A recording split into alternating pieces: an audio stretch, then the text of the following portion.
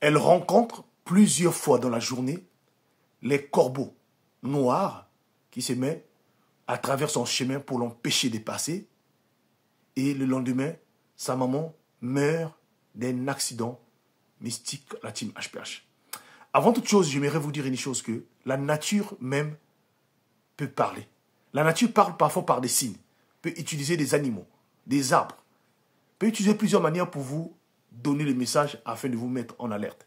Mais souvent, l'homme n'arrive pas à comprendre cela. Alors, ne baissez pas la prière, priez sans cesse, et ne jamais oublier que le monde où nous vivons est un monde là où il y a plusieurs mondes. L'histoire que je suis en train de vous raconter, c'est l'histoire de Ursula. Elle est originaire de la République du Congo, vivant en province. Chaque fois, elle devait partir dans son travail et traverser une petite forêt, ou qui s'élongeait pratiquement à près de 400 à 500 mètres pour sortir de cela. C'était son chemin de tous les jours. Elle partait du matin. Voilà, c'est là, ça fait plusieurs années que Ursula travaille et passe ce chemin-là sans rien lui arrive. Mais un jour, quelque chose de mystérieux qui va l'arriver. En passant ce chemin-là, dès qu'elle est rentrée, devant elle, elle aperçoit un groupe de corbeaux qui l'empêchent de traverser la passerelle. Elle s'est posé la question, elle a pris avec son courage une pierre et l'a jetée. Les corbeaux sont passés et elle a continué son chemin. Arrivé au moins à quelques mètres, voilà encore, ces mêmes corbeaux étaient là. Pendant plus de 5 fois, ces corbeaux l'ont essayé peut-être de leur transmettre un message, mais sauf que Ursule n'a pas compris le langage de ce corbeau-là.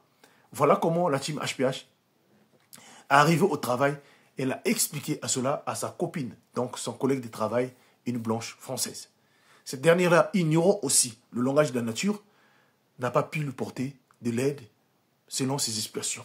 Elle a fini par, alors, travailler toute la journée et oublier l'incident qui s'est passé pendant sa sortie de la maison. Elle rentre à la maison le soir comme si rien n'était. Sauf que le lendemain matin, avant qu'il sorte de la maison, voilà comment on va l'appeler depuis l'Afrique. En la disant que sa maman venait de faire un accident quand elle sortait de très bonne heure pour aller acheter des choses au marché à vendre. Il y a une voiture qui l'a renversée. En ce moment-là où nous parlons là, elle est entre la vie et la mort. Donc, il faut des moyens. Le temps que cette dernière-là a voulu rassembler mes moyens pour envoyer à ses parents qui sont en Afrique pour des soins médicaux, et un deuxième appel qui rentre quelques minutes plus tard pour l'annoncer le décès de sa maman. Elle était dépassée, elle a pleuré avec toutes ses forces. Pendant cette période-là, il y a eu des amis qui sont venus la voir à la maison. Et il y a eu aussi un ami à elle, donc, disons, un frère de l'église qui est venu la voir.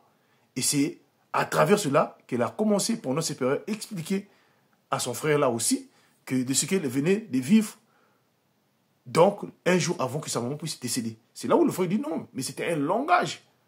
Généralement, quand on rencontre des corbeaux noirs durant son chemin, cela indique qu'il y a un événement négatif, soit le deuil, soit la mort qui arrive, à plusieurs fois, qui vous empêche sur le chemin.